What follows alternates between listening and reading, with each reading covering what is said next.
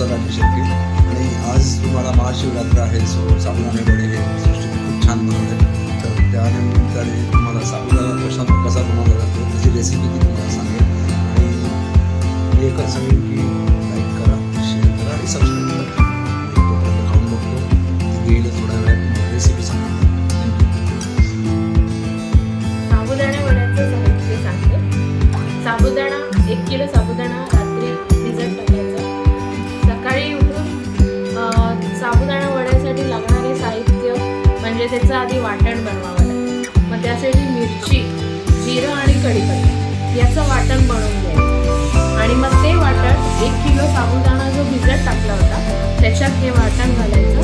मग साखर टाकायची, शेंगदाण्याचं कूट घालायचं आणि त्यानंतर त्याच्यात मीठ चवीनुसार हे टाकायचं. आणि बटाटे 1 किलो उकडून घेतलेले ते टाकायचे. मॅश करून साबुदाणा वड्यामध्ये टाकायचं.